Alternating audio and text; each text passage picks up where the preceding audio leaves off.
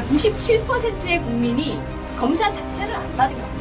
근데 8월 15일 날 집회하자마자 8월 15일 때문에 퍼졌다는 것은 콩을 심은 날 콩 열매가 나온다는 거예요. 부어라 마시라 하는 것은 지금 현재 밤새도록 최소 100명 이상이 밀집을 했습니다. 사회적 안전거리도 두지 않고 우리는 체온을 쟀다. 이것은 제가 드리게 대한 최소한의 사랑이에요. 하루 종일 있을게. 그럼 아침까지 기다릴게. 그러면 그렇죠. 문 두드리고. 일반 병원 가서 검사했는데 음성 나왔습니다. 그랬더니 그럴 리가 없는데? 그럴 리가 없는데 하면서 일단 입원을 하세요. 최종 결론이 음성인데 선생님은 검사를 받았기 때문에 바로 백일 가서 쉬어야 되는데 왜 병원 가서 검사를 받아? 그 보건소 소장이 누가 음성인데 병원에 입원시킵니까? 이러는 거예요. 그래서 입원해서 5번을 검사를 받았어요. 그래서 3번째 검사하고 4번째 검사, 5번째에 음성 나오니까 그냥 퇴원시키더라고요.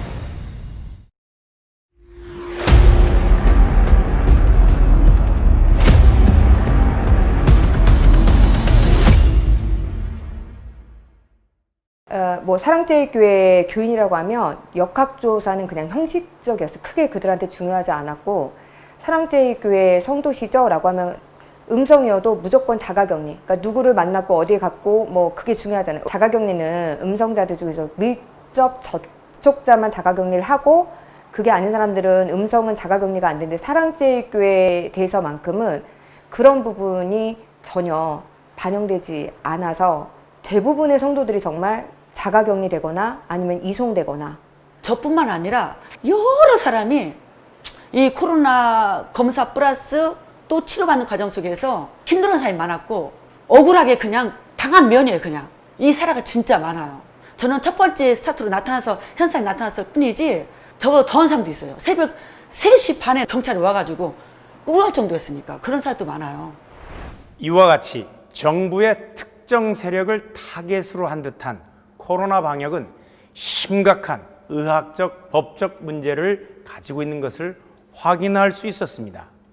우리는 정부의 신뢰할 수 없는 검사 결과뿐 아니라 인권 침해로 볼 수 있는 심각한 문제점들을 더 확인할 수 있었습니다. 지금 그런 걸로 인해서 고통을 호소하는 분들이 굉장히 많았습니다. 자, 지금 현재 정부 지침대로 하더라도 무증상 열흘이면은 검사가 양성으로 나와도 격리 해제입니다. 무증상 음성인데 격리를 14일씩 시키는 경우가 있어요. 근데 실제로 이분이 사랑제일교회를 간 것은 6월 달이다. 아니면 7월 초다. 그런데 8월 달이다.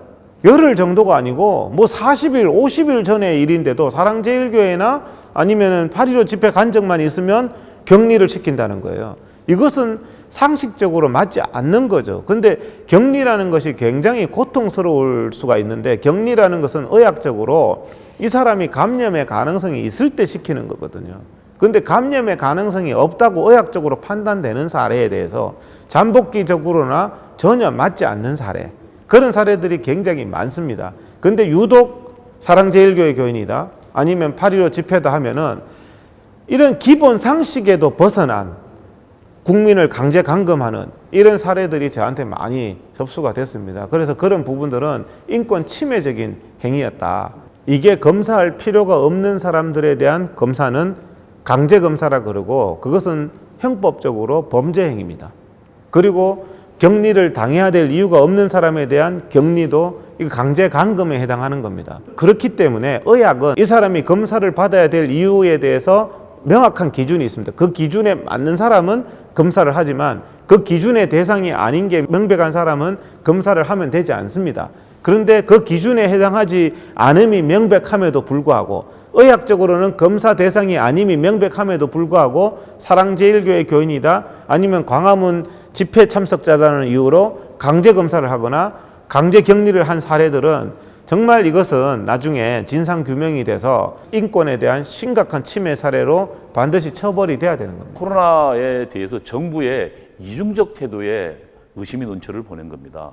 국민의 생명과 건강 이 문제를 가지고 정치적 이용은 금해야 합니다. 감염병 예방에 관한 법률에 그 감염 의심자에 대해서 자신들이 만든 질병관리부 만든 방역 지침에는 의심자란 밀접 접촉자라고 한정돼 있어요.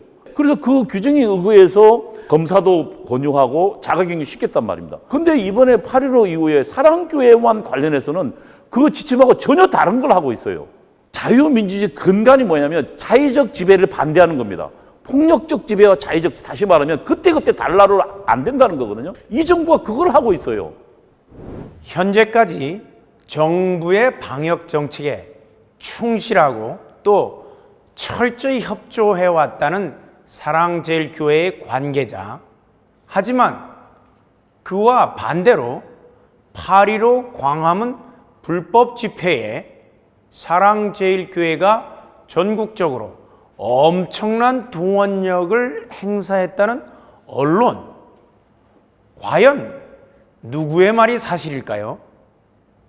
네, 언론의 보도서와 같은 우리 사랑제일교회가 적극적으로 참여했다고 하는 것은 전혀 사실 무근입니다. 코로나 사태가 발생하기 전에 참여하라는 권유는 있었지만 또 코로나 사태가 발생하고 난 뒤로는 절대적으로 정부에서 코로나 방역 활동에 있어서 적극적으로 우리가 동참하라는 그런 문자 메시지를 보냈지 절대 8.15 집회에 참여하라는 권유하는 그런 문자는 보낸 적이 없음을 분명히 말씀드립니다. 방문자나 또 교인이나 섞여가지고 이제 정부에게 많은 명단을 제출했습니다. 그런데 방문자를 마치 교인처럼 둔갑을 시켜가지고 일부 언론에서 사랑교회 교인이 탈출했다. 그분은 교인도 아니고 또 방문자였음에도 불구하고 마치 교인인 것처럼 정말 언론이 이렇게 사실도 확인 안 된 부분을 마치 사실인 것처럼 보도한다는 것은 정말 잘못됐다고 생각합니다. 또 사랑제일교회 부목사가 마치 보건소에 검사를 받으러 가야 하는데 검사를 받지 말라고 강요를 했다고 그러고 방해했다고 그러고 그런 왜곡 보도하는 것들, 우리 교회의 부목사님들을 절대 그런 식으로 말한 적도 없고 정부가 하는 방역 활동에 대해서 우리는 적극적으로 참여를 독려했고 또 사랑제일교회들은 적극적으로 가서 빠르속히 빨리 검사를 받아서 정부가 하는 일에 협조하라고 했지. 일단은 확진자가 발생이 됐다고 해서 성북보건소가 관계자들이 왔을 때 이제 목사님한테 떨어진 지시는 딱 하나였어요. 적극적으로 협조해라. 원하는 대로 다 해줘라. 그래서 그분들이 명단을 요청해서 저희도 보건소를 믿고 또 그 전까지 저희하고 보건소하고 관계가 워낙에 좋았고 방역수칙을 워낙 잘 지켰고 보건소도 그렇게 하는 걸로 우리에 대해서 호의적이었기 때문에 명단을 숨기거나 그럴 이유가 전혀 없었어요. 그래서 그 전체 교인 명단하고 방문자 명단을 데이터를 취합해서 다 드렸어요. 적극 협조했는데 이걸 가지고 이렇게 악의적으로 이용할 거라고는 아무도 생각 못했어요, 초반에.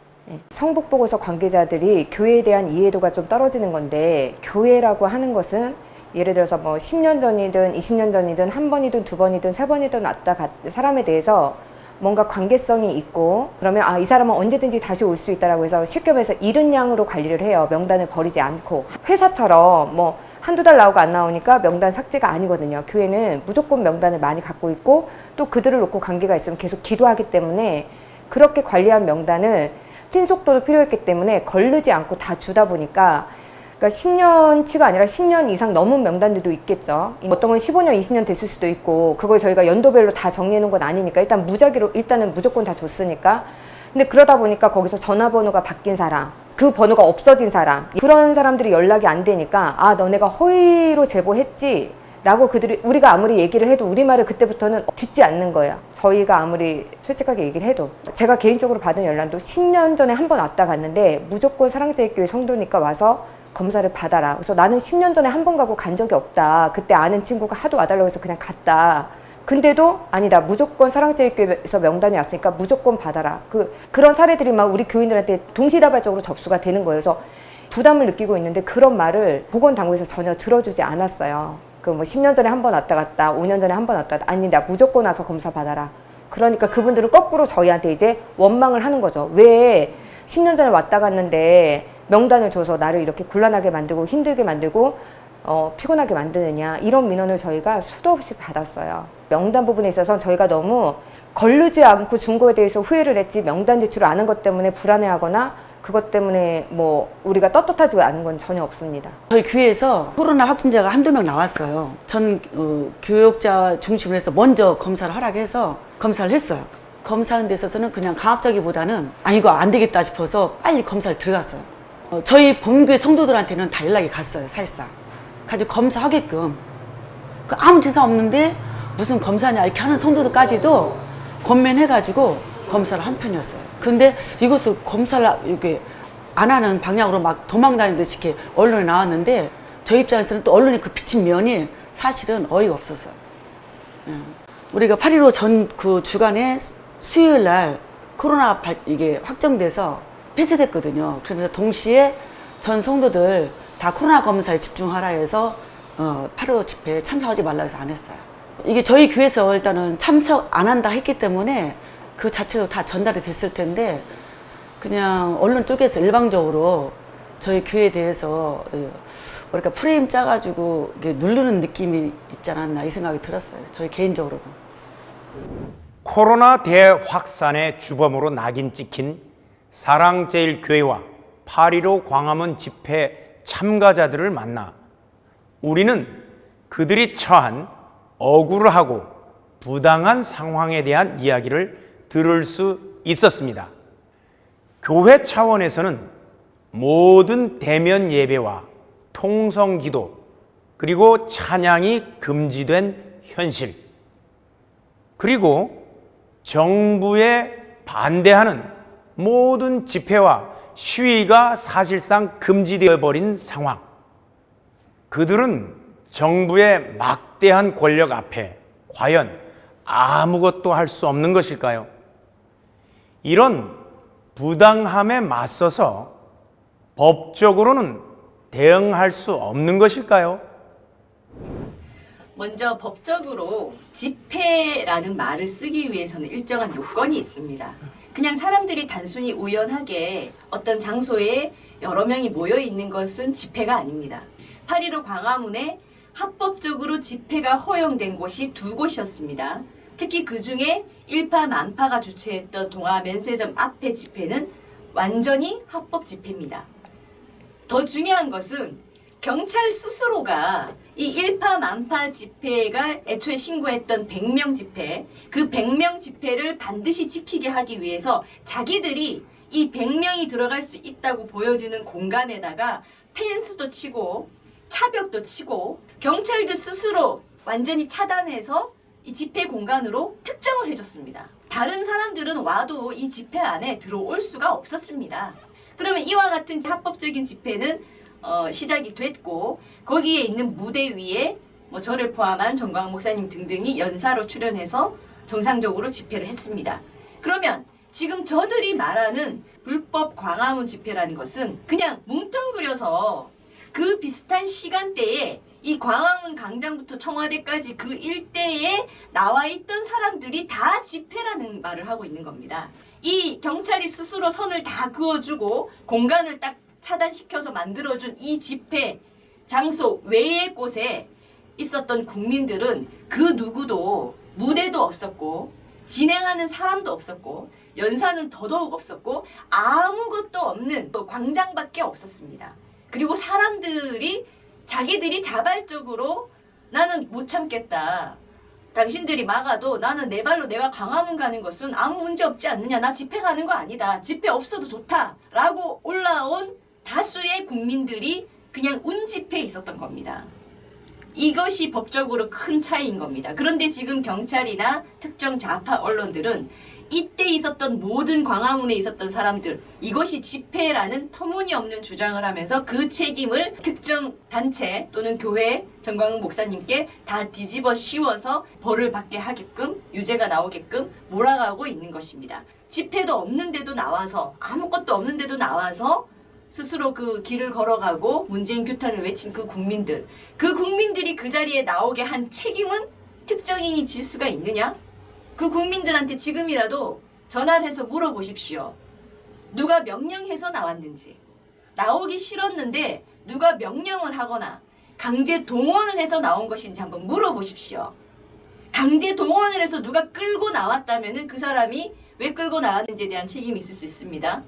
근데 그 국민들은 바보가 아닙니다. 무슨 이유에서 특정 한두 명이 또는 특정 한두 단체가 당신들 안 나오면 죽인다? 이렇게 말한 사실이 있는지 물어보란 말입니다. 그러면 전국에 있는 모든 국민들이 나는 8.15에 광화문 가야 되겠어. 언론 발표라든지 정부가 언론에 대해서 하는 말을 보고 화가 나서 못 참겠어. 난 내 발로 그냥 가서 거기 있을 거야. 라고 온 그 모든 국민들에 대해서 누가 책임을 질 수 있습니까? 그런 국민들이 나오게끔 막지 못한 문재인 정부가 책임을 져야 되는 겁니다. 얼마나 열이 받으면 나왔겠습니까? 왜 나왔는지 물어보시고 문재인한테 도저히 참을 수가 없어서 내 발로 내가 나왔다라고 말하면 그날 있었던 그 전체가 집회라고 친다면 그 집회의 불법 책임은 문재인 정부에게 있는 겁니다. 우리는 한 가지 궁금한 것이 있었습니다. 정부가 모든 대면 예배를 금지시킨 상황, 그리고 연일 쏟아지는 언론의 집중포와 대중들의 비난에 대한 두려움을 느꼈을 그들은 왜 그토록 무모하리 마치 광화문에 나와 극렬히 저항할 수밖에 없었던 것일까요? 그들의 이야기를 들어봤습니다. 부동산 관련된 문제로 상당히 시민들이 분노에 차있죠. 저희 세대는 사실은 열심히 일을 해서 이제 부동산으로 이자를 갚아가거나 아니면 부를 모아가는 그런 세대입니다. 그런데 갑자기 지금까지 쭉 해왔던 정책을 한 번에 문재인 정권이 뒤집습니다. 법인 사업자 그런 부분들을 갑자기 적폐로 몰아서 세금을 부과한다든지 헌법을 무시하고 소급 적용해서 대출을 규제한다든지 제가 대출을 받아서 집을 사는 사람들이 있습니다. 계약을 이미 했고 은행에서 일정 금액을 대출을 받기로 했습니다. 그런데 갑자기 문재인 정부가 모든 대출에 새로운 규제를 적용합니다. 이전에 계약했던 사람을 갑자기 소급 적용해서 하게 되는 거죠. 그리고 임대사업자, 집이 두 채가 있고 세 채가 있는 사람들이 지금까지는 법 아래서 보호를 하게 됐습니다. 그런데 그런 사람들을 갑자기 세금을 중과하는 거죠. 임대사업자도 집을 여러 채 갖고 있는 사람이다. 갑자기 하나, 둘, 22번, 23번 이런 식으로 갑자기 부동산 정책을 냅니다. 그 목적은 집값을 떨어뜨리기 위한 것이라고 하는데 지금 아니면은 더 이상 집을 살 수가 없다 라고 해서 실제로는 집값이 더 올라가는 거죠. 이런 말도 안 되는 정책을 펼치고 있습니다.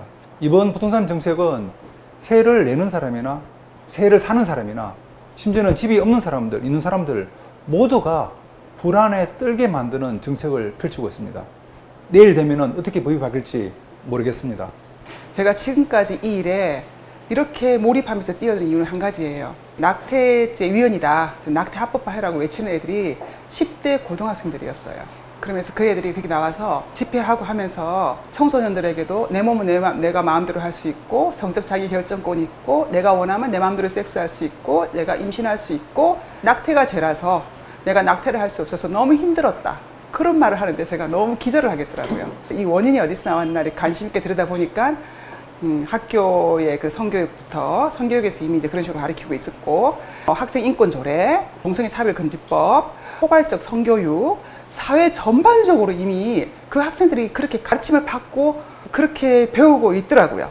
제가 볼 땐 전부 거짓말이에요. 이 거짓과 선동 속에 정부와 페미니즘 여성단체들과 그다음 언론이 가세해가지고 바른 소리 하는 거를 입을 다 막아놓고 거짓과 말도 안 되는 이 생명을 살인을 하는 거잖아요. 그냥 알면서 아무 말 하지 않고 아무 행동 안 하는 거는 그냥 양심에 찔리는 거죠.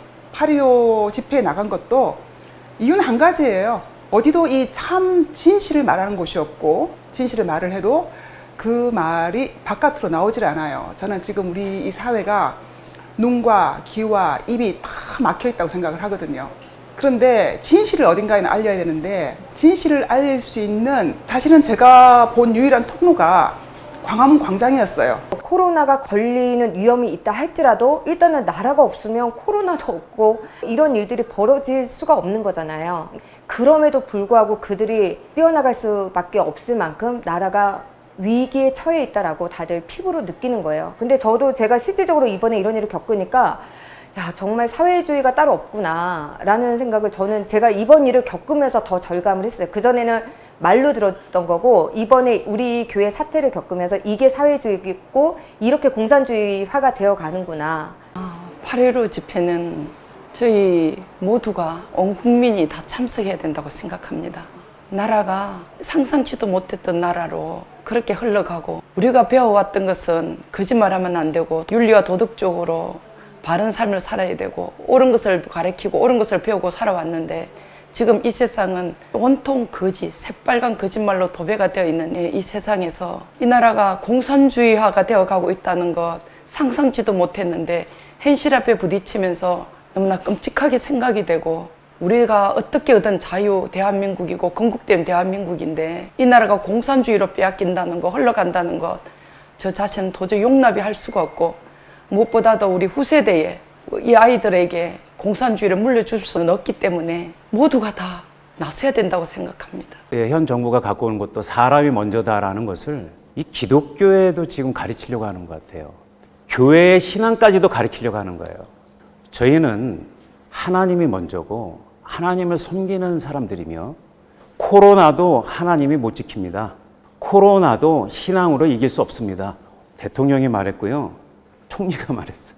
저는 이걸 보고 깜짝 놀랐습니다. 어떻게 교회의 신앙을 정부가 가르치려고 하느냐.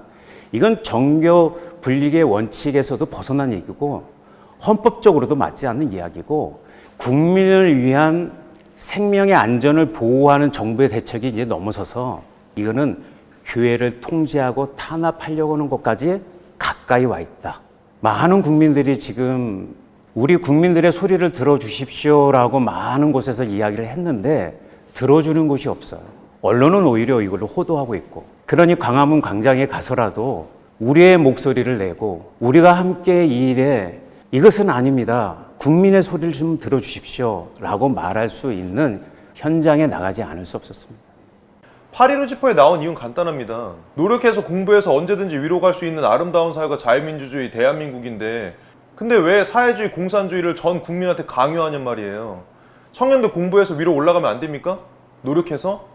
이런 부정, 비리, 부패들, 이거에 대해 청년들 지금 다 분노하고 있고, 그날 그 자리에 나오신 분들 폭력적인 분들 아니고 슈퍼바이러스 전파자 아니고 이 나라의 정의를 바로 세우기 위해서 불의를 보고 참지 못하는 청년분들이 나오신 겁니다. 제가 믿는 하나님은 불의를 보고 참지 말라고 말씀하십니다. 그래서 그 자리에 이 정부, 불의가 가득한 정부에 대해서 진리를 외치려 그 자리에 나온 겁니다. 광화문 집회에 대한 그 따가운 논총 중에 하나가, 코로나 사태가 이처럼 만연되어 있는 와중에 광화문 세력의 빌미로 삼을 예측이 했음에도 불구하고 강행한 것에 대한 여러 가지 안타까움들이 있는 걸로 사실입니다. 그러나 저는 이렇게 생각합니다. 8.15 광화문 집회 전에 광화문 집회에 나오면은 벌금을 내리겠다, 법정 최고에도 온갖 협박들이 있었습니다. 그럼에도 불구하고 그날 수만 명들이 그 빗속을 뚫고 왔거든요. 그들의 목적은 단 하나입니다. 이 자유의 나라, 번영의 나라가 자유가 없어지고 번영이 아니라 쇠락으로 가는 길은 절대 보지 못하겠다는 겁니다. 지금 문재인 정부가 하고 있는 것들이 광화문 집회의 가장 큰 이유입니다. 문재인 정부의 사회주의 정책이 이미 코로나 그 이전에 경제가 망하는 수준으로 가 있었고, 외교안보는 무너졌고, 특히 가장 중요한 한미동맹에서 지금 엇박자가 나고 있습니다. 그리고 북한에 대한 핵은 이미 현재 속수무책으로 가고 있지 않습니까? 이런 상황들에서 국민들은 총체적 난국에 빠졌고, 우리 대한민국이 그동안 번영의 출발점이 됐던 자유가 지금 흔들리고 있는 시기에 와 있거든요. 사실은 우린 베네수엘라 경우에서도 봤고, 소련의 경우에서도 봤고, 북한의 경우에서도 봤습니다. 자유가 없는 나라, 그리고 사회주의로 국가 계획, 통제의 나라가 가는 몰락의 길을 우리는 봐왔습니다. 우리 국민들은 몰락의 길로 가지 말라고 경고하는 겁니다. 8.15 광화문 집회의 가장 큰 의의랄까, 원인은 결국 문재인 정부의 사회주의 정책에 주인인 국민들이 나서서 이대로 가지 말라고 주장하는 겁니다. 어떤 방식으로는 가야 했다고 생각하고, 그 무수한 경고점들을 차례로 광화문 집회에 국민들이 표출했다고 생각합니다. 물론 적어도 광화문 집회에서 좀 더 세련되지 못했느냐라는 것에서는 30년, 40년 정부에 시위했던 사람들하고 이제 정말 순수한 마음으로 나온 사람도 세련되지 못한 건 당연합니다. 앞으로 발전돼야 될 것이지 그렇다고 비난받을 일은 아니다. 저는 이렇게 생각합니다. 코로나 2차 대확산의 주범이자 우리에게 알려진 그들은 모두 자유의 이름으로 세워진 대한민국과 교회, 다음 세대들을 사랑하고 그들을 지키기 위해 두려움을 무릅쓰고 진실을 외치는 평범한 한 가정의 남편, 아내, 그리고 자녀들이었습니다. 우리는 지금까지 대한민국의 기본 정신인 자유민주주의가 위협받고 있는 심각한 상황을 확인했습니다. 그렇다면 이같이 신뢰하기 어려운 정부의 수상한 코로나 방역 정책에 무조건 협조하고 순수히 따라야만 하는 것일까요? 아니면 자유 대한민국을 지키기 위해 잘못된 정부의 정책에 끝까지 반대의 목소리를 내야 하는 것일까요? 우리가 왜 의사표현의 자유가 중요한지 아세요? 우리는 부족하기 때문입니다. 우리는 세상을 다 알지 못해요. 반대의 목소리 속에 우리가 모르는 진실이 담겨 있을 수 있기 때문이에요. 그래서 반대의 목소리는 우리는 경청해야 하고 그 와중에 우리는 보다 더 합리적으로 나은 길을 향해서 갈 수밖에 없는 겁니다. 그래서 우리는 이 집회의 자유와 언론 출판의 자유 덕분에 우리는 점차적으로 좋은 길로 걸어왔습니다. 근데 이 코로나 방역을 통해서 이번에는 자신의 반대한 사람 곡 집어서 아무 말도 못하게 막아놨어요. 집회도 못하게 하고 발언도 다 막아놨어요. 이것을 통해서 우리는 우리가 그동안 헌법상에 가졌던 권리들이 왜 손저한지를 깨달아야 합니다. 그리고 자유는 자유를 지키는 국민들 개개인이 자기 자유의 소중함을 깨닫고 지키려는 의사가 있을 때만이 지켜집니다. 정부의 잘못된 방침에 순응해서는 안 된다고 생각합니다. 이번 코로나 사태를 통해서 우리는 자유의 소중함을 깨달았고 헌법이 보장하는 그 근본적 권리가 왜 우리에게 필요한지를 깨달았고 자유는 각성된 개인들만이 지킨다는 사실을 이번에 깨달았다고 생각이 듭니다. 홍콩 어떻습니까? 그 우산혁명 성공했습니까? 실패했습니다. 중국이 어떤 걸로 죽였습니까? 코로나로 죽였습니다. 거리로 나온 사람들 코로나 안전 얘기하면서 다 감옥 잡아갔습니다. 청년들. 그게 공산주의 사회주의입니다.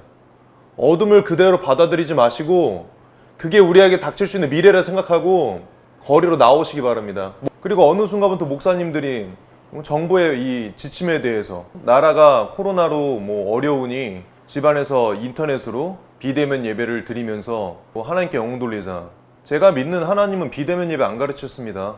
우리 예수님은 직접 얼굴 보면서 교제하면서 그 사람 삶 속에 들어갔지. 이게 비단 우리 교회의 일이라고 아니면 비단 몇몇 목회자들의 일이라고 생각하고 있는데 이거는 이제 시작이라고 저는 생각하거든요. 우리 교회 일어난 일만 봤을 때도 이거는 너무나 정치적이고 그다음에 정말 이 종교를 탄압하고 이렇게 신앙의 자유가 없는 거는 사회주의 공산주의밖에 없잖아요. 근데 그럼에도 불구하고 지금 많은 교회들이 불구경하듯이 보고 있는 거에 대해서 안타까울 뿐이고요. 이런 부분을 본인이 직접 겪기 전에 우리를 교과서 삼아서 아 저렇게 되겠구나, 우리도 저렇게 될 수 있겠구나, 이런 식으로 종교 탄압이 계속 이어지겠구나라는 걸 교회들이 빨리 눈치를 채고 다 같이 이 부분에 있어서 신앙의 자유를 위해서 수많은 교회들이 같이 싸웠으면 하는 바람입니다. 일반 국민들이 납득할 만한 형평성 있는 대책이 아니다라는 걸 보게 됩니다. 첫째가. 또 타 종교와도 이미 차별적인 것을 당하게 되죠. 이 원인이 무엇인가? 결국에는 이들이 공산화 과정하는 데 있어서 교회를 탄압하고자 했던 구소련뿐만 아니라 중국의 문화혁명을 그대로 갖고 와서 실현하고 있다는 것을 보게 됩니다. 삼자교회라고 있죠. 중국 공산당이 인정하는 교회가 있습니다. 문화혁명 이후 아무나 공산주의 이념을 가진 사람을 목사로 집어넣고 설교해라. 그래서 공산주의 이념을 가지고 와서 목사가 아닌데도 목사로 임명받습니다. 그래서 설교를 하는데 그들이 뭘 이야기할까요? 공산당 얘기를 하겠죠. 국가가 인정하는 교회에서는 한 달에 한 번 공산당 찬양을 해야 됩니다.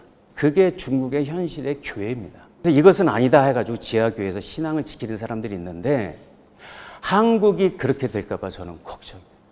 과거에 광우병 때도 이 광우병 공포를 조장해서 나라를 완전히 공포로 몰아가는 거에 대해서 제가 충격을 받고 굉장히 활동을 했던 경험이 있습니다. 이번 코로나도 마찬가지입니다. 광우병 선동에 성공했던 작용화된 세력들이 또 코로나 선동을 해서 과도한 공포를 조성하면서 국민들의 모든 기본권, 예배의 자유, 집회의 자유, 심지어는 통신의 자유까지 통신 추적 모든 인권이 없습니다. 가는 곳마다 개인 정보를 다 유출하고 방역이라는 허상을 내세우면서 국민들의 기본권을 탄압해도 아무런 문제가 없는 형태의 이런 폭정을 하고 있는 그런 부분들에 대해서 저는 대한민국의 국민들의 정말 행복과 기본권을 지키기 위해서 또한 대한민국의 민주주의를 지키기 위해서 이 코로나의 정부의 악의적인 정치적 이용에 대해서는 끝까지 제가 진실을 알려나갈 것입니다. 자유라는 것은요, 전 세계적으로 또 전 세계 우리 지구상의 역사를 봤을 때도 피해 대가를 치르지 않고 공짜로 주어지지 않았습니다. 자유는 공짜가 아닙니다. 북한하고 비교해 보십시오. 북한은 공산주의 같은 정치 이념이 있는 국가도 아닙니다, 사실상. 1인 독재의 우상 숭배를 하는 그냥 기상천외한 국가입니다. 그런데 대한민국은 보십시오. 세계 12위권에 드는 경제 대국이었고 완벽한 자유대한민국, 자유민주주의, 자유시장 경제를 이루었고 사실상 기독교 중심의 국가였습니다. 이렇게 이루어지기까지 수많은 사람들이 피를 흘렸습니다. 우리는 그 피의 대가로, 보답으로 이 많은 것들을 누려온 것입니다. 우리가 이 지키고 만들어 온 이것이 얼마나 소중한 것인지, 이것이 목숨보다 더 소중한, 이것을 잃어버리면 사실상 목숨을 잃는 겁니다. 우리가 만들어 온 이 자유민주주의, 자유시장경제, 이 기독교 중심, 복음과 자유라는 것을 모조리 박탈당하게 생겼고 또 이 정부가 함부로 그것을 탄압하고 마치 죄인처럼 어떤 더러운 집단처럼 매도하는 것에 대해서 우리가 한 발 두 발 물러난다면 그 끝은 어디라고 보십니까? 처음에는 한 발 두 발 물러나는 건데요. 그 뒤에는 벼랑 끝으로 떨어지는 겁니다. 우리 다음에 지금 성장하고 있는 어린아이들은 어떡합니까? 점점점 심해질 겁니다. 그 모든 걸 생각한다면 우리가 잠시 탄압을 받고 또 경찰의 조사를 받으러 갈 수도 있어요. 심지어 저부터도 피의자로 돼서 경찰 조사를 받아라 이런 압박을 받고 있습니다. 그리고 온갖 이 권력을 동원한 탄압들이 있을 건데 이 목숨을 잃어버리고 우리 자녀 세대가 더욱 비참한 도저히 회복 불가능한 상황에 놓이게 될 것을 생각하면 아무것도 아닙니다. 그리고 자유는 공짜로 주어지지 않습니다. 우리가 진실의 깃발을 들고 싸울 때는 싸워야 된다고 생각합니다. 정확한 진실과 증거와 논리를 가지고 확고한 명분을 가지고 할 수 있는 투쟁을 해나가야 됩니다.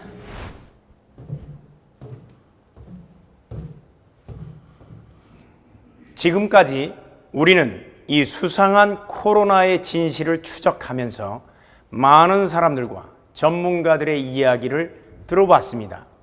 코로나 방역이라는 미명 아래 행하여지고 있는 정부의 특정 세력을 향한 인권 탄압과 종교 탄압적인 정책들, 그리고 이 모든 것들이 정치적인 목적으로 이용될 수 있는 충분한 가능성과 그 실제 사례들을 확인할 수 있었습니다. 위험을 무릅쓰고 광화문 광장으로 나온 이들이 행한 것은 단순히 8.15 집회 세력의 시위이기 이전에 대한민국 국민으로서의 처절한 외침이었습니다. 코로나19라는 전 세계적 재앙으로 인한 혼란스러움 속에서 여러 가지 부족함과 문제점들이 있었지만 국민의 목소리를 듣지 않는 국가는 패망한다는 역사의 교훈처럼 정부는 더 늦기 전에 국민들의 목소리에 귀 기울여야 하지 않을까요?